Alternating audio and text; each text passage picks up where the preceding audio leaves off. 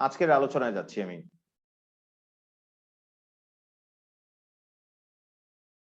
এই যে বিষয়টা আমি শো করেছি এটি 336 পৃষ্ঠায় নাইলন 6:6 পেলা?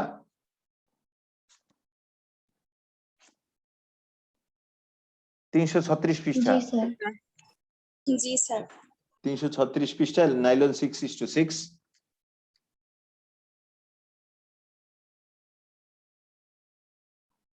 এইখান থেকে পড়া শুরু করবা। নাইলন 6:6 এর টোটাল বিষয়বস্তু তোমার জানা লাগবে না, এখান থেকে পড়া শুরু করলেই হবে। এখানে একটা টিক দিয়ে রাখো।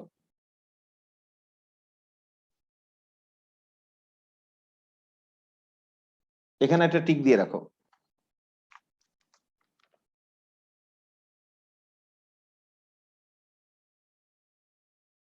আর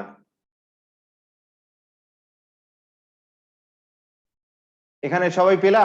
এখানে টিক দিতে পেরেছো? জি স্যার। জি স্যার। এখান থেকে পড়লেই হবে, আগের পৃষ্ঠা থেকে লাগবে না। এই 36 পৃষ্ঠা এখান থেকে পড়বা, তাহলেই হবে।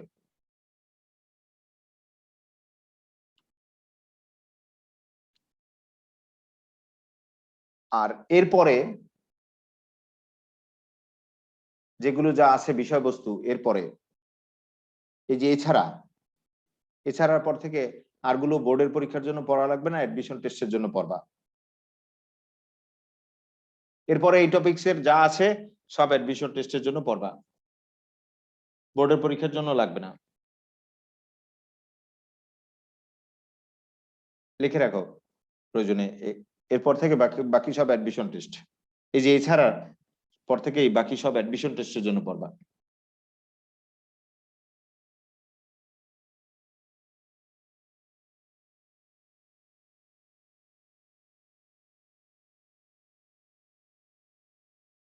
আর তাহলে আমাদের বোর্ডের পরীক্ষার জন্য পড়তে হবে শুধুমাত্র এইটুক,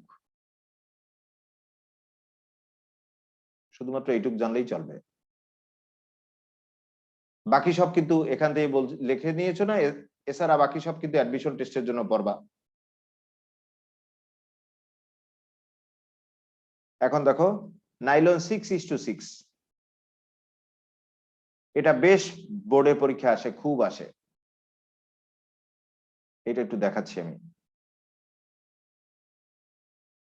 একটু জটিল বিক্রিয়া, একটু ভালো করে মনোযোগ দিয়ে দেখো, তাহলে তোমাদের মুখস্থ হয়ে যাবে। নাইলন 6:6 আমাদের আলোচ্য বিষয়। এটি একটি পলিমার।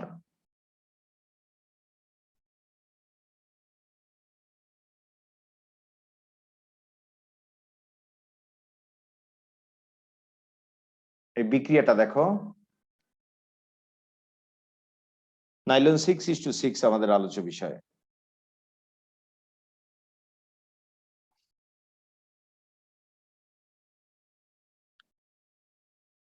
ছয় কার্বন বিশিষ্ট ডাইকার্বক্সিলিক অ্যাসিড। বাম পাশে একটা সি ডাবল এইচ মূলক আছে, অর্থাৎ কার্বক্সিলিক অ্যাসিড মূলক আছে, আবার ডান পাশেও একটা কার্বক্সিলিক অ্যাসিড মূলক আছে, আর মাঝখানে 4 কার্বন। তাহলে এটা কি টোটালি 6 কার্বন বিশিষ্ট ডাইকার্বক্সিলিক অ্যাসিড।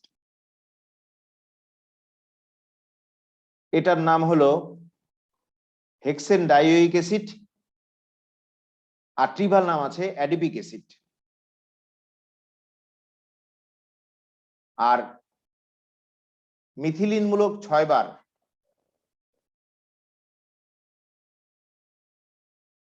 আর অ্যামিন মূলক 2 বার আছে। তাহলে মিথিলিন মূলক যেহেতু 6 বার আছে আর অ্যামিন মূলক 2 বার আছে, তাই এর নাম কি হেক্সামিথিলিন ডাইঅ্যামিন। একটু কষ্ট করে দেখো, আমার লিখতে গেলে অনেক সময় অপচয় হবে। তাহলে এটা আবার একটু দেখে নাও। টোটালি 6 কার্বন, দেখো টোটালি 6 কার্বন, মাঝখানে 4 কার্বন, CH2 হোল 4, আবার দুই পাশে 2 কার্বন, টোটাল 6 কার্বন। আর দুই পাশে 2টা কার্বক্সিলিক অ্যাসিড মূলক আছে, এই পাশে একটা কার্বক্সিলিক অ্যাসিড মূলক, এই পাশে একটা কার্বক্সিলিক অ্যাসিড মূলক।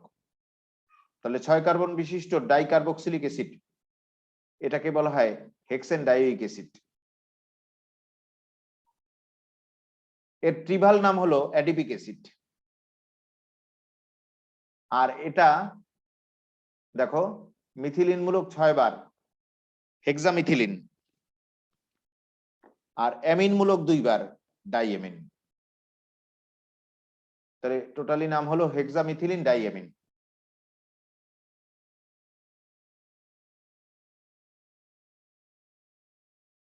এখন দেখো নাইলন 6:6 কিভাবে প্রস্তুত করবা সেই পদ্ধতি দেখো। এটা 2 ধাপে প্রস্তুত হবে।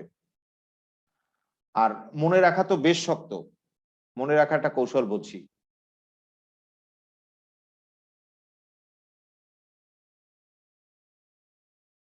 এই হাইড্রোক্সিল আর এই হাইড্রোজেন মিলে পানি অপসারিত হবে দেখো,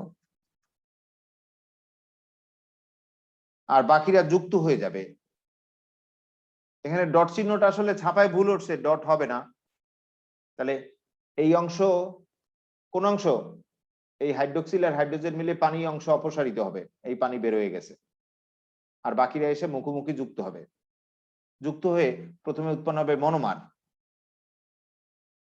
তারপর এই মনোমারের এন সংখ্যক অণু পলিমারকরণ বিক্রিয়ায় উৎপন্ন করবে পলিমার। পলিমার কি করে মনে রাখবা সেটাও দেখো। এন সংখ্যক অণু তো, এন সংখ্যক অণুর এই প্রান্ত থেকে হাইড্রোক্সিল মূলক অপসারিত হবে। তাহলে এন সংখ্যক অণু থেকে এন সংখ্যক হাইড্রোক্সিল বাম পাশ থেকে গেল, আর ডান পাশ থেকে গেল এন সংখ্যক হাইড্রোজেন। তাহলে এন সংখ্যক হাইড্রোক্সিল আর এন সংখ্যক হাইড্রোজেন যদি যায়, দেখো বাম পাশ থেকে গেছে এন সংখ্যক হাইড্রোক্সিল আর ডান পাশ থেকে গেছে এন সংখ্যক হাইড্রোজেন। তার মানে কি এন সংখ্যক পানি অপসারিত হয়েছে।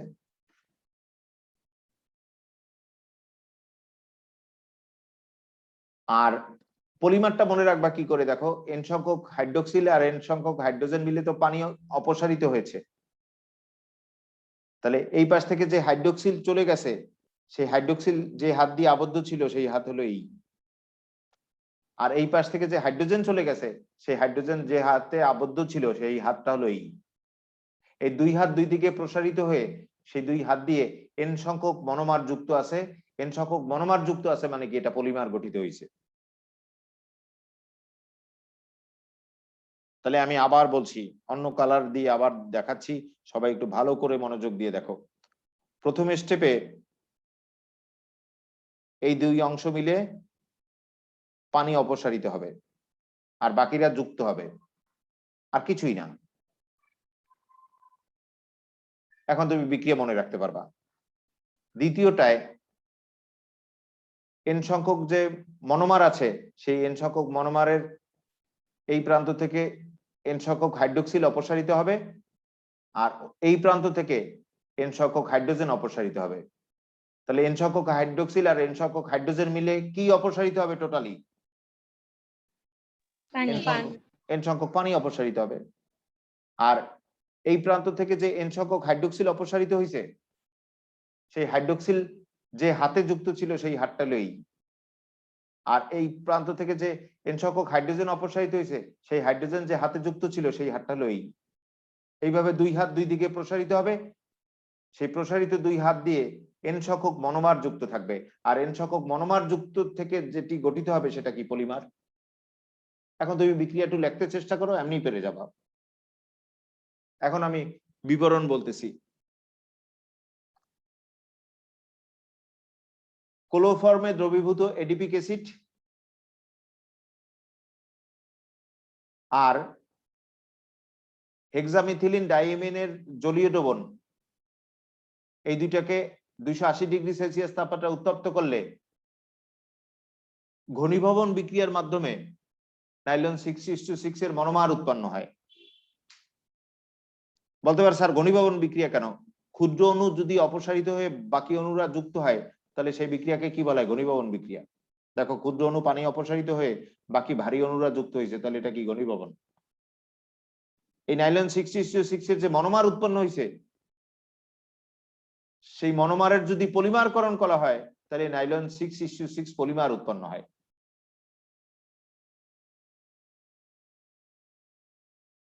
আবার বলি, তোমরা কিন্তু একবার পড়লেই মুখস্থ হয়ে যাবে, ভালো করে দেখো। অ্যাডিপিক অ্যাসিড এটি ক্লোরোফর্মে দ্রবীভূত, আর হেক্সামিথিলিন ডাইএমিন এর জলীয় দ্রবণ। এই দুইটার মিশ্রণকে 280 ডিগ্রি সেলসিয়াস তাপমাত্রায় উত্তপ্ত করলে ঘনীভবন বিক্রিয়ার মাধ্যমে নাইলন 6:6 এর মনোমার উৎপন্ন হয়। উৎপন্ন মনোমারের পলিমারকরণ করলে পরে নাইলন 6:6 পলিমার উৎপন্ন হয়। আর আমি যে কৌশল বলছি সেই কৌশলে বিক্রিয়া মনে রাখবা। কিভাবে মনে রাখবা দেখো আরেকবার। এই দুই অংশ মিলে পানি অপসারিত হবে, আর বাকি অংশরা এসে মুখোমুখি যুক্ত হবে, তাহলে পাওয়া যাবে মনোমার।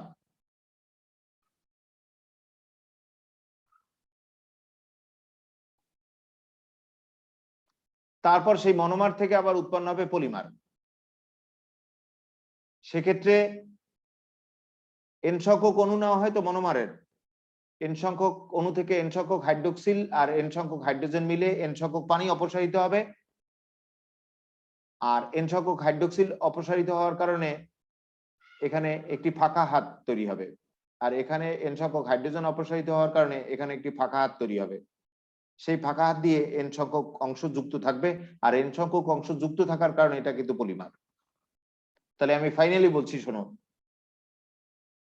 ক্লোরোফর্মে দ্রবীভূত অ্যাডিপিক অ্যাসিড আর হেক্সামিথিলিন ডাইএমিন এর জলীয় দ্রবণ, এই দুইটার মিশ্রণকে 280 ডিগ্রি সেলসিয়াস তাপমাত্রা উত্তপ্ত করলে নাইলন 6:6 এর মনোমার উৎপন্ন হয় ঘনীভবন বিক্রিয়ার মাধ্যমে।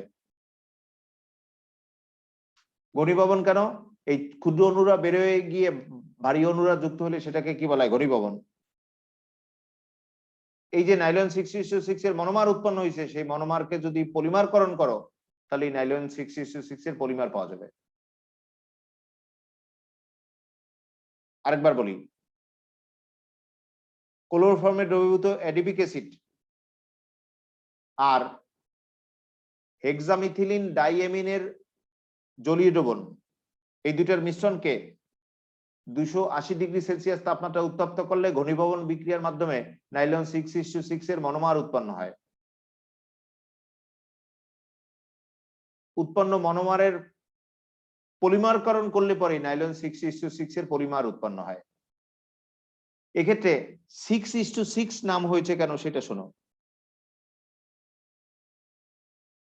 মূল যে যৌগ থেকে এটি তৈরি হয়েছে সেই মূল দুটো যৌগতেই 6 করে কার্বন আছে। এটাতে 6 কার্বন, দেখো গুণে, মাঝখানে 4 কার্বন আর দুই প্রান্তে 2 কার্বন, তাহলে এটাতে 6 কার্বন আর এটাতে 6 কার্বন। তাহলে মূল যে যৌগ দুটি থেকে তৈরি হয়েছে সেই উভয় দুইটা যৌগেই 6টা করে কার্বন আছে। উভয় যৌগে 6 করে কার্বন আছে, তাই এই নাইলনের নাম নাইলন 6:6।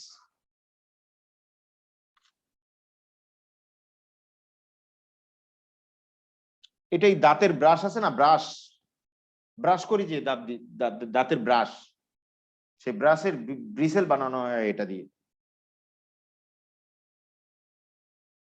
এখান থেকে কারো কি কোনো প্রশ্ন আছে? থাকলে বলো। স্যার মনোমারে ওই ডটটা দ্বারা কি একটা হাতকে বোঝায়?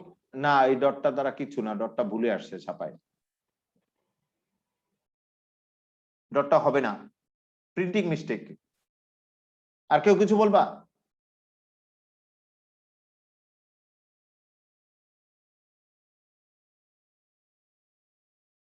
তারপরে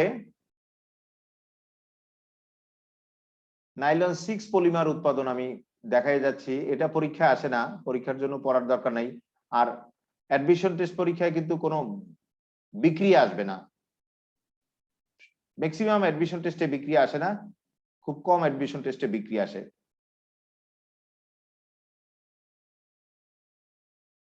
তারপর একটু বিক্রিয়া যেহেতু বইতে আছে আমি একবার বলে যাচ্ছি।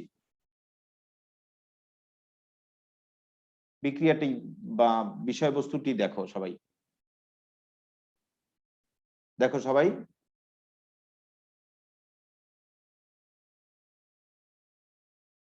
নাইলন 6 উৎপন্ন করবা কিভাবে? একবার বলবো, কিন্তু এটা পড়ার দরকার নাই, আমার মনে হয় না এটা কোনো পরীক্ষা আসবে, তারপর আমি একটু দেখাই দিতেছি যেহেতু বইতে আছে।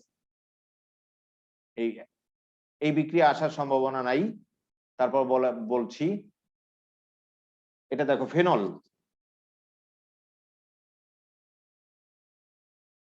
এটি 3 অণু হাইড্রোজেনের সাথে যুক্ত হবে নিকেল প্রবাহকের উপস্থিতিতে 300 ডিগ্রি সেলসিয়াস তাপমাত্রায়।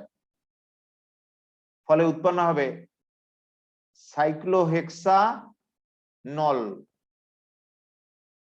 এই সাইক্লোহেক্সানল যেটা উৎপন্ন হয়েছে সেটাকে কপার প্রবাহকের উপস্থিতিতে 250 ডিগ্রি সেলসিয়াস তাপমাত্রা উত্তপ্ত করলে উৎপন্ন হবে সাইক্লোহেক্সানোন। নোন কেন? এই কার্বন ও অক্সিজেনের দ্বিবন্ধন আছে কিটোন, তাহলে এটা কি সাইক্লোহেক্সানোন। উৎপন্ন সাইক্লোহেক্সাননকে হাইড্রোক্সিল অ্যামিনের সাথে বিক্রিয়া করালেই উৎপন্ন হবে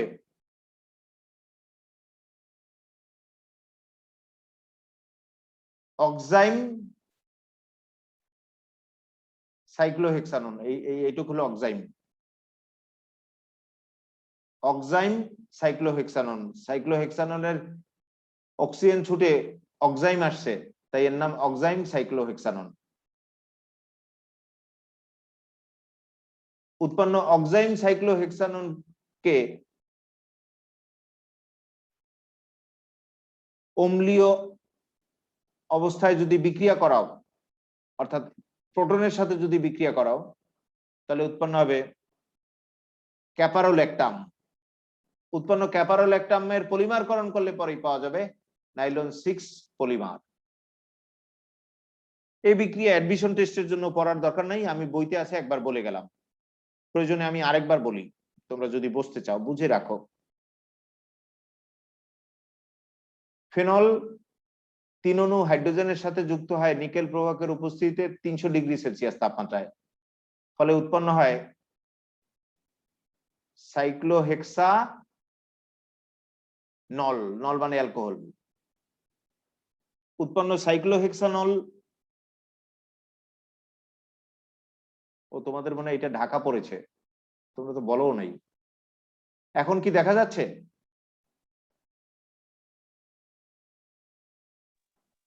আবার একটু শুরু থেকে, হ্যাঁ আবার একটু শুরু থেকে বলি, একটু ঢাকা পড়ে গিয়েছিল। দেখো সবাই, ফেনল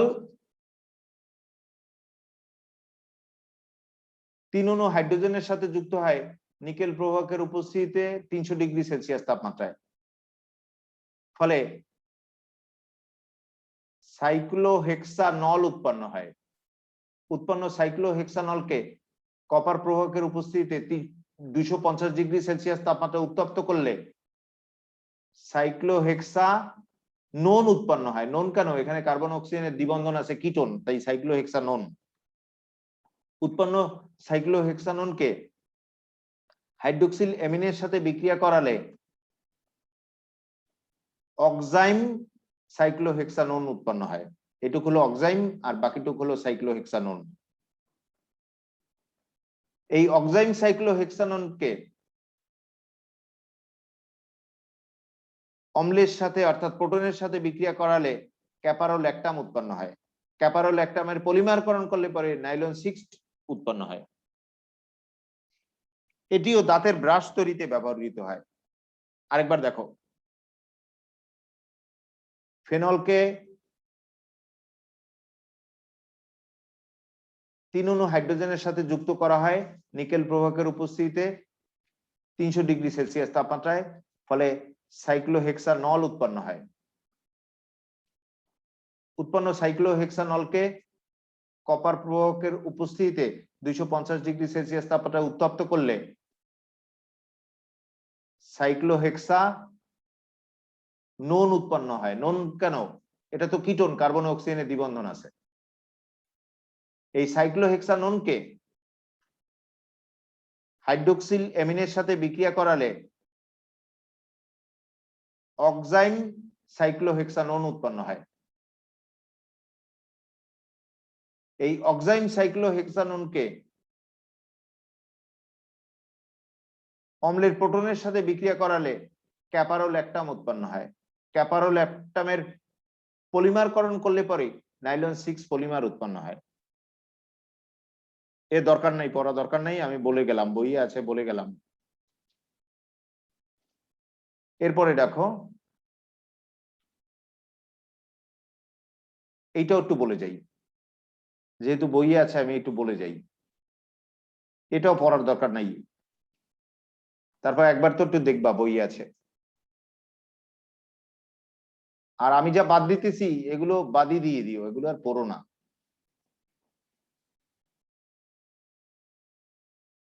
দেখো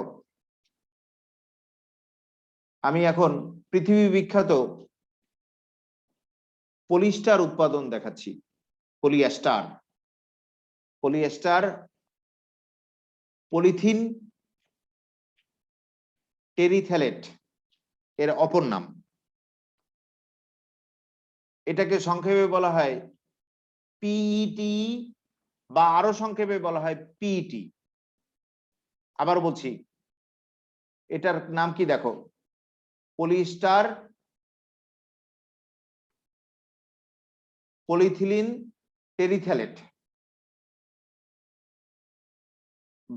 বা পিইটি, সংক্ষেপে কি পিইটি। এটা কিভাবে উৎপাদন করা হয় দেখো, বেনজিনে 2টা কার্বক্সিলিক অ্যাসিড থাকলে এটাকে বলা হয় টেরিথ্যালিক অ্যাসিড,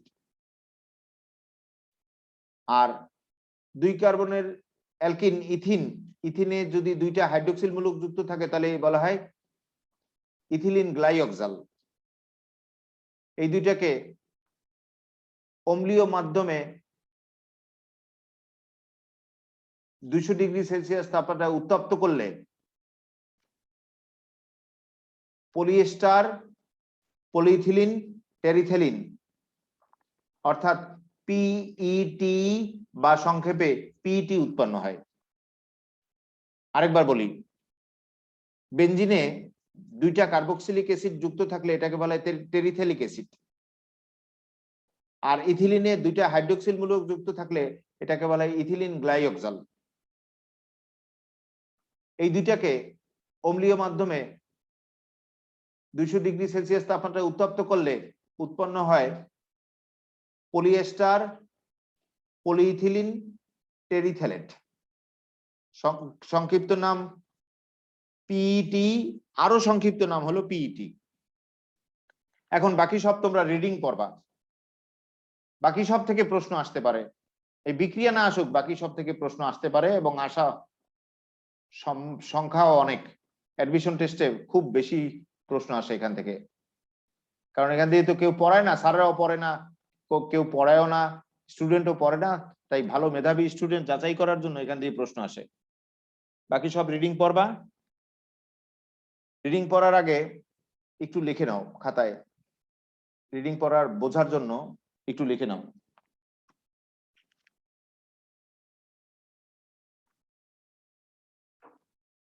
নমনীয়, নমনীয় বলতে কি বোঝায়? যাকে নোয়ানো যায়, নোয়ানো যায় কিন্তু ভেঙে যায় না। এই নোয়ানোর সময় যাকে নোয়ানো যায় কিন্তু ভেঙে যায় না তারাই নমনীয়।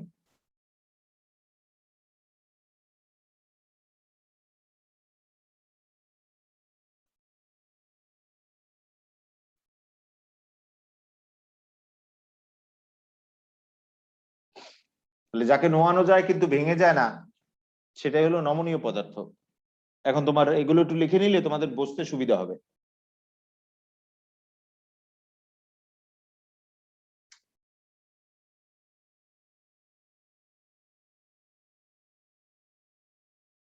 এরপর লেখো থার্মোপ্লাস্টিক। থার্মোপ্লাস্টিকটা কি? এই থার্মোপ্লাস্টিক হলো সেই প্লাস্টিক যাকে তাপ প্রয়োগে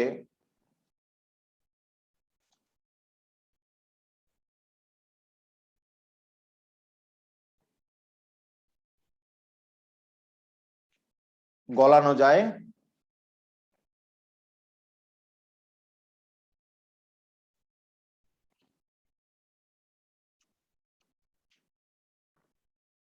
তাপ প্রয়োগে গলানো যায় এবং শীতল করলে আবার কঠিন হয়।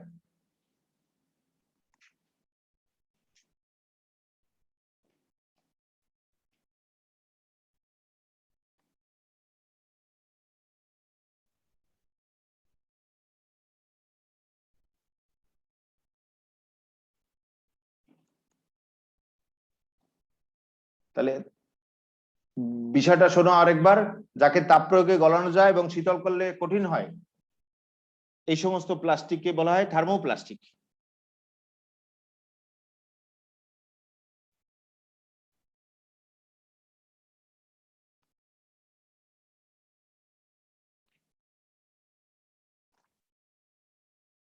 আকুঞ্চিত, বিষয়টার অর্থ লেখো, আকুঞ্চিত, চিত,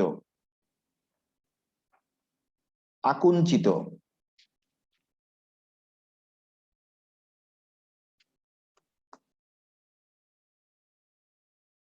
আকুঞ্চিত কি দেখো,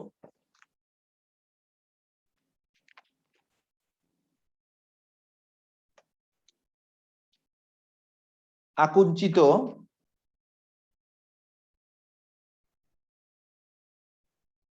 এটার সঠিক অবিধানিক অর্থ আমি জানি না, তোমরা এটা একটু লিখে নাও।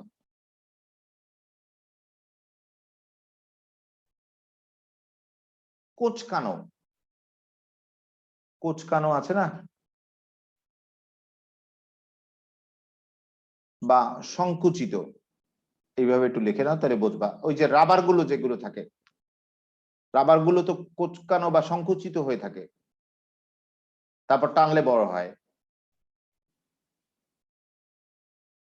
তাহলে আকুঞ্চিত বলতে বুঝাইছে কোচকানো বা সংকুচিত, এরকম একটা ব্যাপার। রাবারের মতো, রাবার যেরকম সংকুচিত থাকে বা কোচকানো থাকে বা এর উপর টানলে বড় হয়, সেই বিষয়টাকেই আকুঞ্চিত বোঝানো হয়েছে। এখন তোমরা এটা পড়লেই বুঝতে পারবা, টপিকস পড়লে বুঝতে পারবা। আর কন্টেইনার তো পাত্র বিশেষ, এটা তোমাদের জানাও আছে। কন্টেইনার এটা হলো সুবিধাজনক আকৃতির পাত্র বিশেষ।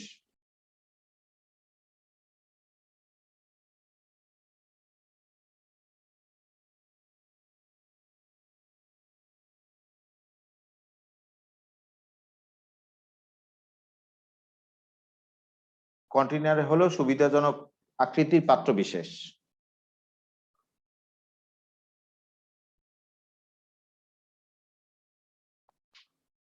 তেলের কন্টেইনার,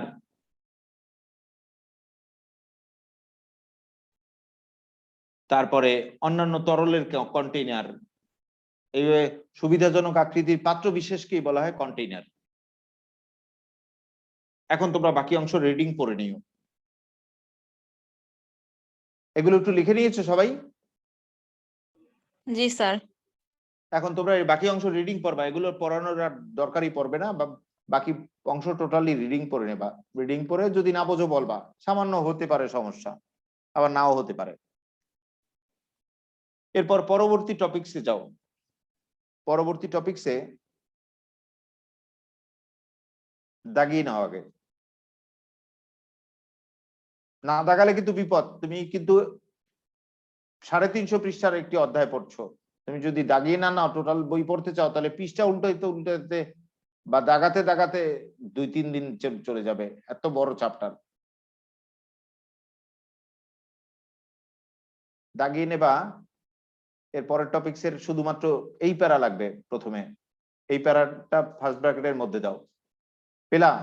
প্রকৃতি পলিস্যাকারাইড সমূহ পেয়েছো সবাই? জি স্যার।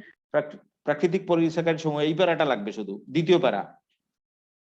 পরের টপিকসের শুধুমাত্র এই দ্বিতীয় প্যারা লাগবে।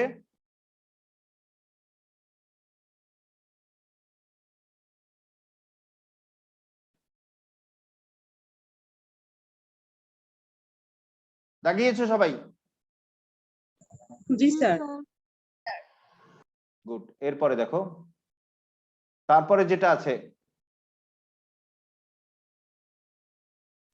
তারপরের পৃষ্ঠায় যাও। তারপরের পৃষ্ঠায় এই এই চিত্র দুইটা আছে, দেখে নাও। পেলা? জি জি স্যার। স্যার। এই চিত্র দুইটা টিক দাও, আর কিছু লাগবে না এখান থেকে। এই চিত্র দুইটার কোনায় একটু টিক দাও। এতে কিন্তু অ্যাডমিশন টেস্ট পড়াও হয়ে যাবে, বোর্ডের পরীক্ষা, অ্যাডমিশন টেস্ট পরীক্ষা সব হয়ে যাবে। তুমি বুয়েটেও পরীক্ষা দিতে পারবা, বুয়েটে তো জটিল কোশ্চেন হয়, সব সব জায়গায় পরীক্ষা দিতে পারবা এই আমি যা পড়াচ্ছি, এর বাইরে আর লাগবে না কিছু। এই দুইটার সংকেতে টিক দাও।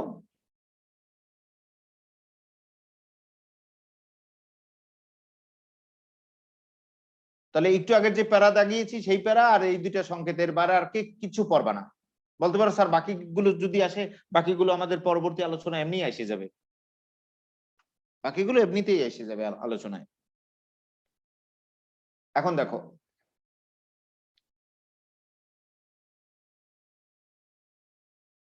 এই যে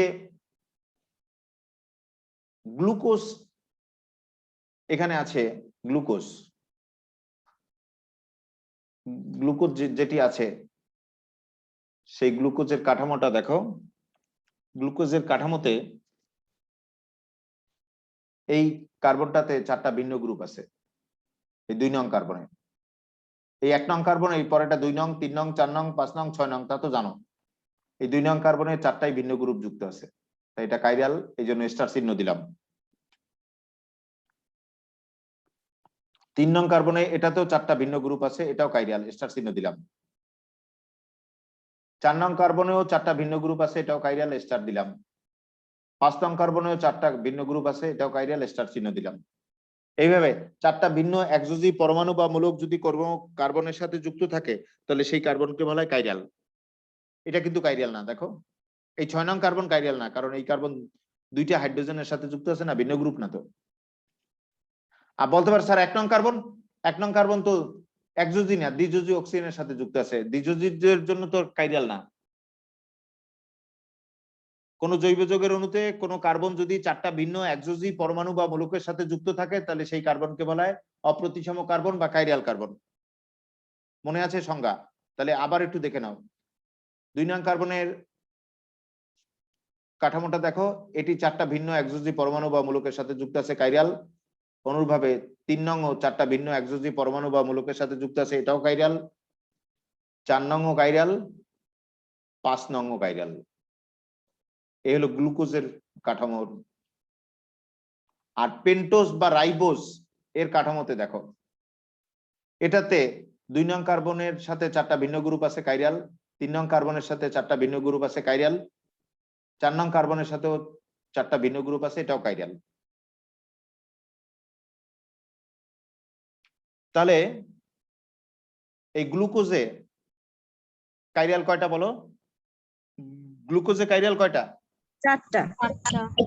4টা যেহেতু, তাহলে আলোক সমাণুর সংখ্যা হবে 2 টু দি পাওয়ার কাইরাল, অর্থাৎ 2 টু দি পাওয়ার 4, অর্থাৎ 16টি আলোক সমাণু হবে, যা নিয়ে তোমরা হায়ার ক্লাসে শিখবা। আর এটাতে কাইরাল যেহেতু 3টা, তাহলে এটাতে আলোক সমাণুর সংখ্যা হবে 2 টু দি পাওয়ার কাইরাল, 2 টু দি পাওয়ার 3। তাহলে কয়টা হয়? 8টা। 8টা। ঠিক আছে, এইটুক পড়লেই চলবে। এরপর পরবর্তী টপিকসে যাচ্ছি।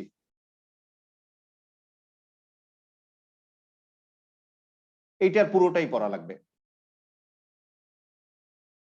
এবং এইটা পড়লেই আগে যা আমরা বাদ দিছি সেগুলো এমনিই পড়া হয়ে যাবে।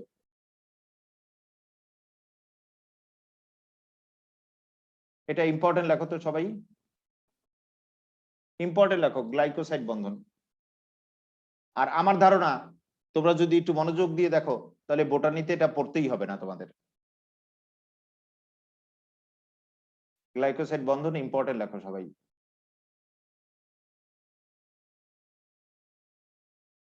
বোটানিতে না বুঝে পড়ছো, গ্লাইকোসাইড বন্ধন অবশ্যই বোটানিতে সবাই না বুঝে পড়ছো। এটি আমি এত ক্লিয়ার করে দেব যে তুমি এখন অবশ্যই পেরে যাবা গ্লাইকোসাইড বন্ধন, সাবলীল ভাবে পেরে যাবা, একজনকে পড়াতেই পারবা, এত ভালো বুঝবা। সবাই একটু মনোযোগ দিয়ে দেখো গ্লাইকোসাইড বন্ধন।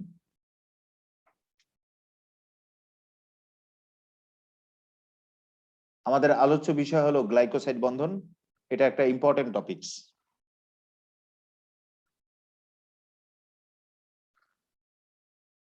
গ্লাইকোসাইড বন্ধন কিন্তু খুব ইম্পর্টেন্ট টপিকস, ভালো করে দেখো।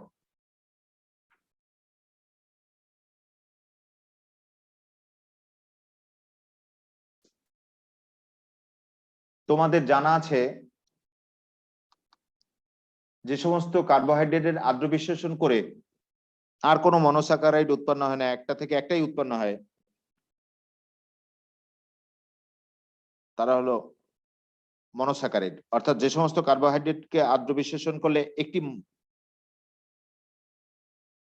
কার্বোহাইড্রেট উৎপন্ন হয় তাদেরকে বলা হয় মনোস্যাকারাইড, যাদের আদ্র বিশ্লেষণ করলে দুইটি মনোস্যাকারাইড উৎপন্ন হয় তারা ডাইস্যাকারাইড, যাদের আদ্র বিশ্লেষণ করলে দুইয়ের অধিক মনোস্যাকারাইড উৎপন্ন হয় তারা পলিস্যাকারাইড। আবার বলছি, যে সমস্ত কার্বোহাইড্রেটকে আদ্র বিশ্লেষণ করলে একটি কার্বোহাইড্রেট উৎপন্ন হয় তারা মনোস্যাকারাইড, যাদের আদ্র বিশ্লেষণ করলে দুটি মনোস্যাকারাইড উৎপন্ন হয় তারা ডাইস্যাকারাইড, আর যাদের আদ্র বিশ্লেষণ করলে দুইয়ের অধিক মনোস্যাকারাইড উৎপন্ন হয় তারা পলিস্যাকারাইড। তাহলে গ্লাইকোসাইড বন্ধনটা দেখো, গ্লাইকোসাইড বন্ধন।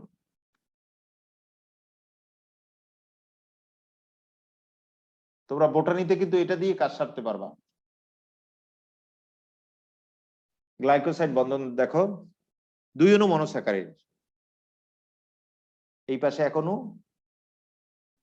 আর এই পাশে আরেক অণু। দুই অণু মনোস্যাকারাইডের একটার 1 নং কার্বনের সাথে অপরটার 4 নং কার্বনের অক্সিজেন দ্বারা যে কার্বন অক্সিজেন কার্বন বন্ধনটি গঠিত হয়, এই বন্ধনটিকে বলা হয় গ্লাইকোসাইড বন্ধন। আবার বলছি, মুখস্থ করো সবাই। এই এক অণু মনোস্যাকারাইড, এই আরেক অণু মনোস্যাকারাইড, তাহলে এখানে কি দুইটা মনোস্যাকারাইড। দুই অণু মনোস্যাকারাইডের একটির 1 নং কার্বন আর অপরটির 4 নং কার্বনের সাথে অক্সিজেন দ্বারা যে কার্বন অক্সিজেন কার্বন বন্ধনটি গঠিত হয়, সেই বন্ধনটিকে বলা হয় গ্লাইকোসাইড বন্ধন। মুখস্থ করো, দুই অণু মনোস্যাকারাইডের একটার 1 নং কার্বন এবং অপরটার 4 নং কার্বনের সাথে অক্সিজেন দ্বারা যে কার্বন অক্সিজেন কার্বন বন্ধন গঠিত হয়, সেই বন্ধনটাকে বলা হয় গ্লাইকোসাইড বন্ধন।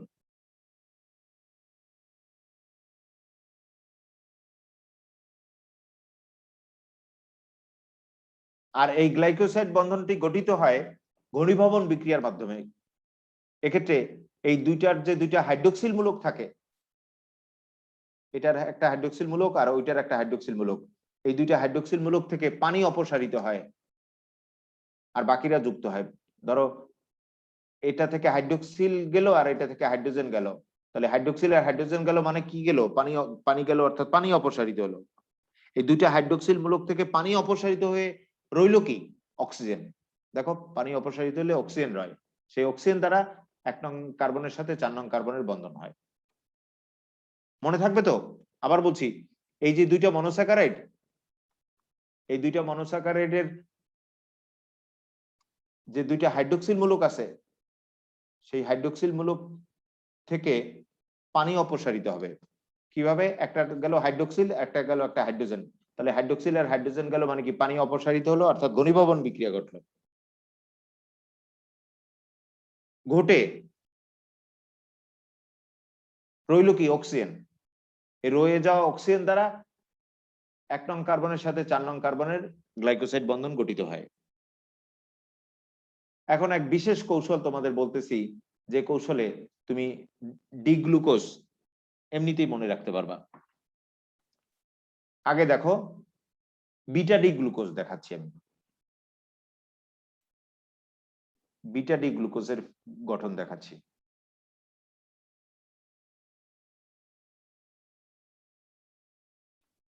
ষড়ভুজ কল্পনা করে বেনজিনের মতো 6 কোণায় 6টা কার্বন দেবা, কিন্তু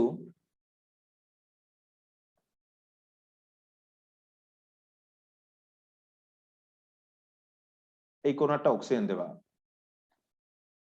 6 কোণায় 6টা কার্বন, কিন্তু বেনজিনের মতো 6 কোণায় 6টা কার্বন ষড়ভুজ কল্পনা করে, কিন্তু এক কোণায় একটা অক্সিজেন দিয়েছি। কিন্তু এটুকু একটু মুছে দেই। তাহলে ষড়ভুজ কল্পনা করে 6 কোণায় 6টা কার্বন দিলাম, কিন্তু এখানে একটা অক্সিজেন দিলাম। কিন্তু গ্লুকোজ তো 6 কার্বনের শিকল, হলো কি 5 কার্বনের শিকল। 5 কার্বনের শিকল হলো, কারণ এখানে ষড়ভুজের 6 কোণায় 6টা কার্বন নাই, তো এক কোণায় একটা অক্সিজেন। তাহলে টোটালি শিকল হলো কয় কার্বনের? 5 কার্বনের।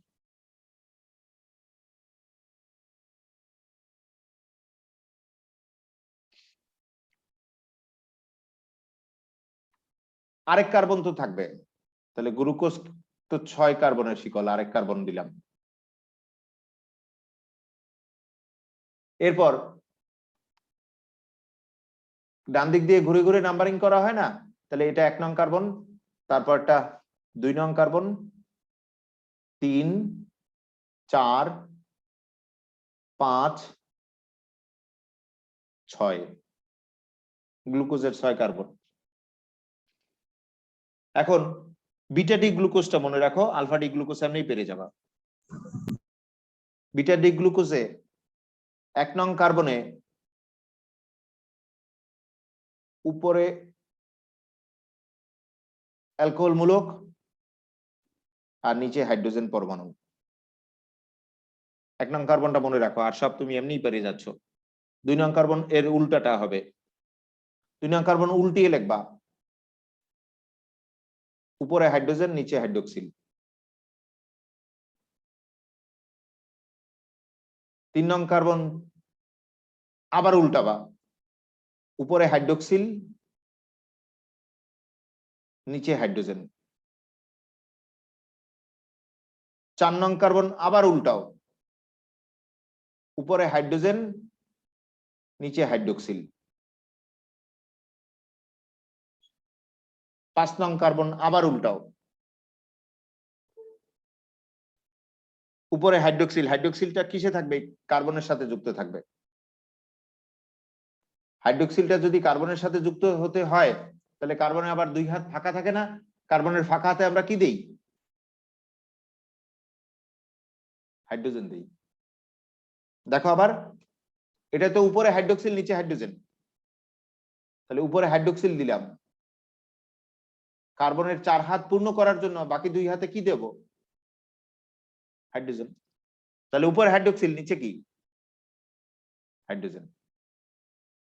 তাহলে 1 নং কার্বনে যেরূপ আছে, 2 নং কার্বন উল্টা, 3 নং আবার উল্টে গেল, আবার উল্টে গেল, আবার উল্টে গেল, হয়ে গেল বিটা ডি গ্লুকোজের ফিগার। আর বলবা কেউ?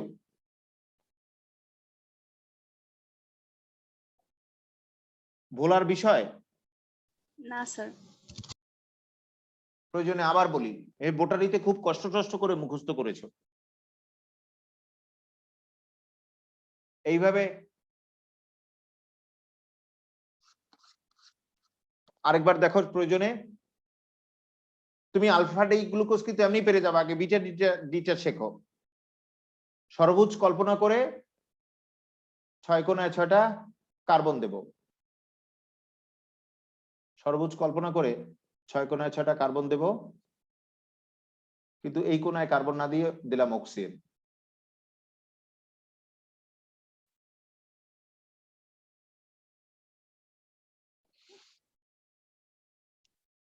এরপর এই ষড়ভুজটা বানিয়ে নিলাম বন্ড দিয়ে, কিন্তু গ্লুকোজের তো হতে হবে 6 কার্বন, C6H12O6 না, 6 কার্বন হওয়া লাগবে, কিন্তু এখানে দেওয়া হলো 5 কার্বন। তাহলে আরেক কার্বন তো বাকি রয়, সেই বাকি কার্বনটা দিলাম এই।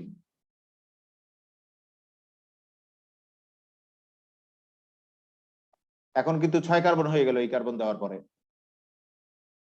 এরপর কার্বনদের নাম্বারিং করা হয় তো ডান দিক থেকে ঘুরে ঘুরে, এটা 1 নং কার্বন, তারপর 2 নং, 3 নং, 4 নং, 5 নং, এটা কি 6 নং। এই গ্লুকোজের 6 কার্বনের নাম্বারিং করলাম। নাম্বারিং তো করা আবশ্যক না, তুমি মনে মনে নাম্বারিং করে নিলে হবে। তারপরে খালি 1 নং কার্বনের ফিগারটা মনে রাখলেই হবে বিটা ডি গ্লুকোজের বেলায়। তারপর উল্টাইতেই হয়ে যাবে। 1 নং কার্বন যে রূপ আছে, উপরে হাইড্রোক্সিল, নিচে হাইড্রোজেন। তারপর 2 নং উল্টা ফিগার তৈরি করবা, উপরে হাইড্রোজেন, নিচে হাইড্রোক্সিল। এরপর একটা আবার উল্টা ফিগার তৈরি করবা,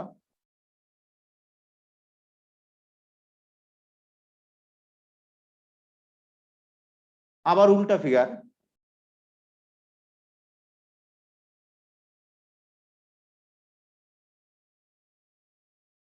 আবার উল্টালা, আবার উল্টালে উপরে কি আসবে বলো? ওএইচ আসবে। OH আসবে। কিন্তু কার্বনের 4 হাত ফিল আপ করি আমরা কি করে? কার্বনের 4 হাত ফিল আপ করবো কি দিয়ে? হাইড্রোজেন দুইটা হাইড্রোজেন দিলে তো কার্বনের 4 হাত ফিল আপ হবে, আর নিচে হাইড্রোজেন।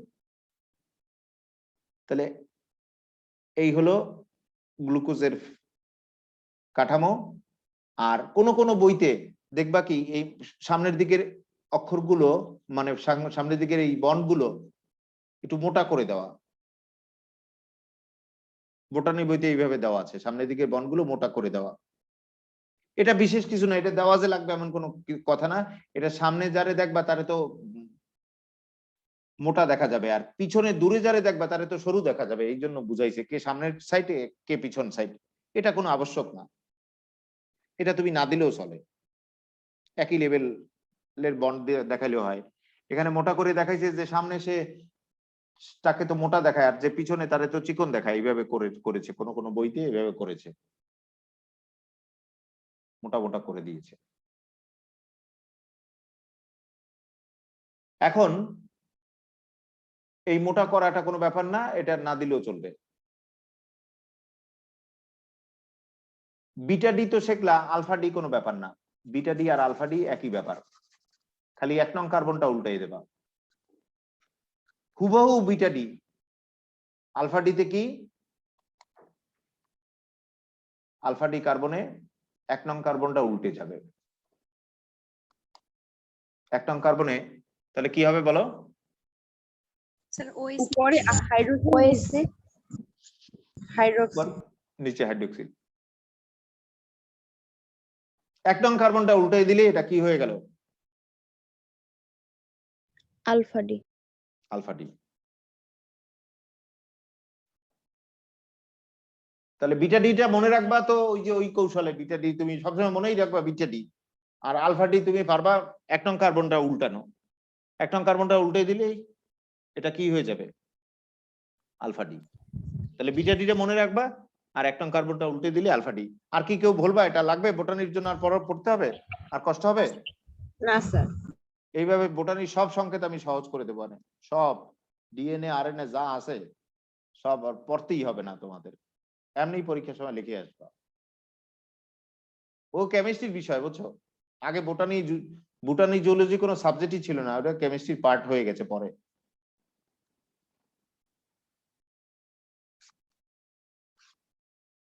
এখন দেখো গ্লাইকোসাইড বন্ধন আমি এখান থেকে দেখাচ্ছি। গ্লাইকোসাইড বন্ধন অতি সহজে দেখানো যাবে, একটু ভালো করে দেখো।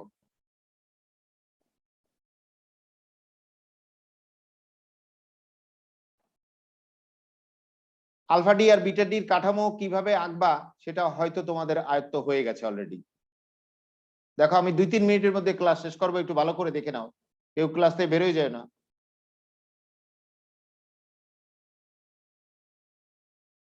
দেখো সবাই, এই 2 অণু আলফা ডি গ্লুকোজ,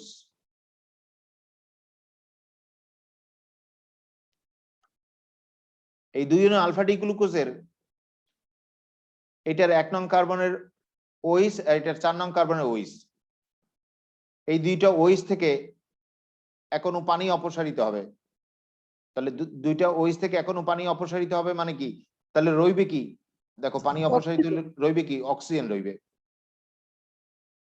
দুটো ওইস থেকে পানি অপসারিত হলে কিন্তু ঘনীভবন বিক্রিয়া, কারণ ছোট অণু বের হয়ে যে বড়রা যুক্ত হলে কিন্তু ঘনীভবন। তাহলে দুইটা ওইস থেকে পানি অপসারিত হয়ে রয়ে গেছে কি অক্সিজেন। সেই রয়ে যাওয়া অক্সিজেন দ্বারা, যে অক্সিজেনটা রয়ে গেছে সেই রয়ে যাওয়া অক্সিজেন দ্বারা 1 নং কার্বনের সাথে 4 নং কার্বনের এই যে বন্ডটা তৈরি হয়েছে, কার্বন অক্সিজেন কার্বন বন্ড, এই বন্ডটাকেই বলা হয় গ্লাইকোসাইড বন্ড। কিন্তু আলফা ডি গ্লুকোজ গ্লাইকোসাইড বন্ধনে আবদ্ধ হয়েছে, তাই এটা আলফা গ্লাইকোসাইড বন্ড। আবার বলছি, এই 2 অণু আলফা ডি গ্লুকোজ, এই এক অণু এই আরেক অণু, 2 অণু আলফা ডি গ্লুকোজের একটার 1 নং কার্বনের ওইস আর একটার 4 নং কার্বনের ওইস, এই দুইটা ওইস মূলক থেকে পানি অপসারিত হলে রইল কি, একটা অক্সিজেন। এই রয়ে যাওয়া অক্সিজেন দ্বারা একটার 1 নং কার্বনের সাথে আরেকটার 4 নং কার্বনের যে কার্বন অক্সিজেন কার্বন বন্ডটা গঠিত হয়, সেই বন্ডটাকে বলা হয় গ্লাইকোসাইড বন্ধন। কিন্তু এখানে 2 অণু আলফা ডি গ্লুকোজ গ্লাইকোসাইড বন্ধনে আবদ্ধ হয়েছে, তাই এর নাম আলফা গ্লাইকোসাইড বন্ধন। আর এরূপ থাকে কিন্তু স্টার্সে থাকে আলফা গ্লাইকোসাইড বন্ধন। এখন বিটা গ্লাইকোসাইড বন্ধন দেখো, একই ব্যাপার, একই ব্যাপার। তোমাদের এটাও তো বোটানিতে আছে, তাই না? জি স্যার আছে। এখন দেখো,